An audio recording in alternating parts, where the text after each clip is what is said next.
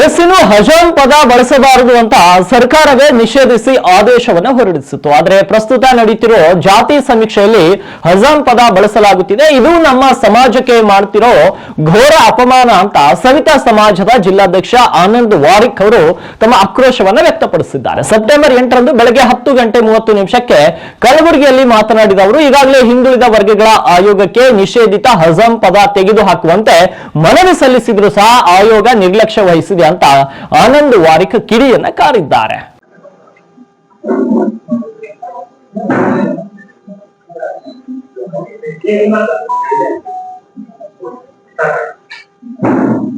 ಪತ್ರಿಕಾ ಕನ್ನಡ ದಿನಪತ್ರಿಕೆ ಹಾಗೂ ಎಲ್ಲಾ ದಿನಪತ್ರಿಕೆಗಳ ಮಿತ್ರರಿಗೆ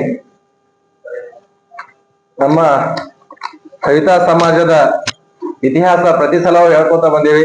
ಯಾಕಂದ್ರೆ ರಾಜ್ಯ ಹಿಂದುಳಿದ ಆಯೋಗ ಏನ್ ಸಮೀಕ್ಷೆ ಮಾಡ್ತಾ ಇದೆ ಅದರ ವಿರುದ್ಧ ನಾವು ಈ ಪತ್ರಿಕಾಗೋಷ್ಠಿ ಮಾಡ್ತಾ ಇದೀವಿ.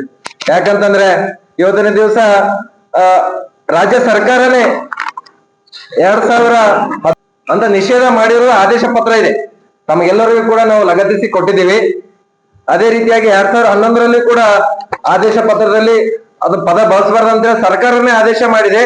ಮತ್ತೆ ಅದೇ ರೀತಿ ಸರ್ಕಾರ ಆದೇಶ ಮಾಡಿದ್ರು ಕೂಡ ಇವರು ಈಗ ಪ್ರಸ್ತುತ ಹಿಂದುಳಿದ ಆಯೋಗ ಹೆಸರು ಸೇರಿಸಿ ಮತ್ತೆ ಅವಮಾನ ಮಾಡಿದ್ದಾರೆ ನಮ್ಗೆ. ಅದರ ಅರ್ಥ ಏನದ, ಇವರು ಕಣ್ಣು ಮುಚ್ಚಿ ಮಾಡ್ತಾ ಇದ್ದಾರೆ. ನಾಮಕೆ ವಾಸ್ತ ಈ ಒಂದು ಆಯೋಗ ಏನಪ್ಪಾ ಅಂದ್ರೆ ಸಮೀಕ್ಷೆ ಮಾಡ್ತಾ ಇದೆ. ಯಾಕಂದ್ರೆ ನಿಖರವಾದ ಜನಸಂಖ್ಯೆ ಅದನ್ನ ಹೊಡೆದಾಕ್ಬೇಕಂತ ಮಾಡ್ತಾ ಇದೆ. ಯಾಕಂದ್ರೆ ಸರ್ಕಾರನೇ ಆದೇಶ ಕೊಡ್ತದ ತೆಗೆದಾಕಿ ಮತ್ತೆ ಸರ್ಕಾರದಲ್ಲೇ ಸೇರ್ತಾರಪ್ಪ ಅಂದ್ರೆ ಇದು ಸರ್ಕಾರದ ಆದೇಶ ಕಿಮ್ಮತ್ತಿಲ್ಲ ಆಯ್ತು. ಈ ವಿಷಯದ ಕುರಿತು ನಾವು ಮಾನ್ಯ ಜಿಲ್ಲಾಧಿಕಾರಿಗಳ ಮುಖಾಂತರ ನಾವು ಮನವಿ ಪತ್ರನೂ ಕೊಟ್ಟಿದೀವಿ, ಇದು ತೆಗೆದುಹಾಕ್ರಿ ಅಂತ ಹೇಳಿ. ಆದ್ರೂ ಕೂಡ ಅದಕ್ಕೆ ಸ್ಪಂದಿಸಿಲ್ಲ. ಈ ತರ ಆದಾಗ ನಾವು ಈ ಸಮೀಕ್ಷೆನ ನಾವು ಮುಂದುವರ್ಸಲ್ಲ. ಇದಕ್ಕೆ ನಾವು ಈ ಹಿಂದುಳಿದ ಆಯೋಗ ಏನ್ ಬರ್ತಾ ಇದಾರೆ, ಮನೆ ಬರ್ತಾ ಇದಾರೆ, ಅದಕ್ಕೆ ನಾವು ಯಾರು ಬಹಿಷ್ಕಾರ ಮಾಡ್ತೀವಿ.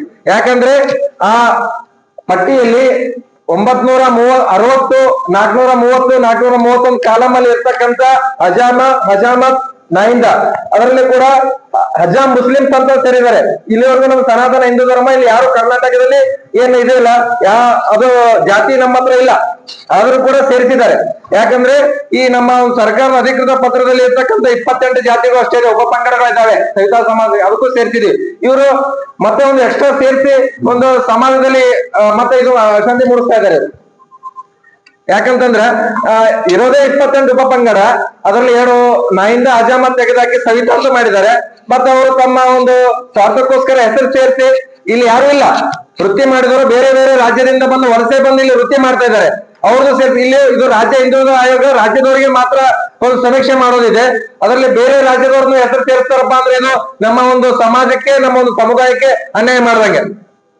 ದಯವಿಟ್ಟು ನಾನು ಎಲ್ಲಾ ಮಾಧ್ಯಮ ಮಿತ್ರರಿಗೆ ಹಾಗೂ ಪತ್ರಿಕಾದವರಿಗೆ ಏನ್ ಕೇಳ್ತಾ ಇದ್ದೀನಪ್ಪ, ಇದು ರಾಜ್ಯ ಮಟ್ಟಕ್ಕೆ ತಲುಪಬೇಕು. ದಯವಿಟ್ಟು ತಾವೆಲ್ಲ ಇದು ರಾಜ್ಯದಲ್ಲಿ ಹೈಲೈಟ್ ಆಗಂಗ, ಯಾಕಂದ್ರೆ ಸುದ್ದಿ ಬಹಳ ನಮಗೆ ಇಂಪಾರ್ಟೆಂಟ್ ಅದ. ಯಾಕಂದ್ರೆ ಮತ್ತೆ ವಸ್ತು ಪ್ರಿಂಟ್ ಆದವಪ್ಪ ಅಂತಂದ್ರೆ ಮತ್ತೆ ಅವ್ರು ಹಿಂಪಡೆಯಲ್ಲ. ದಯವಿಟ್ಟು ನಾನು ಮಾಧ್ಯಮ ಮಿತ್ರರಿಗೆ ಏನ್ ಕೇಳೋದಪ್ಪ ಅಂದ್ರೆ ಎಲ್ಲ ಪ್ರತಿಯೊಂದು ಸಾಕ್ಷಿಗೆ ಸಹ ನಾನು ಅಟ್ಯಾಚ್ ಮಾಡಿದ್ದೀನಿ. ಯಾಕಂದ್ರೆ ಆದೇಶ ನಿಷೇಧ ಮಾಡಿದ ಆದೇಶನೂ ಕೂಡ ಇದೆ. ಮತ್ತು ಅವರು ಹಿಂದುಳಿದ ಆಯೋಗದ ಪತ್ರಿಕಾ ಪ್ರಕಟಣೆ ಹೊರಡಿಸಿದ್ದಾರೆ. ಈ ವಿಷಯದ ಕುರಿತು ನಾವು ತೆಗೆದುಹಾಕ್ಬೇಕಂತ ಹೇಳಿ ನಾವು DC ಅವರಿಗೆ ಮನವಿ ಕೊಟ್ಟರು, ಅದಕ್ಕೂ ಇನ್ನೂ ರಿಪ್ಲೈ ಬಂದಿಲ್ಲ.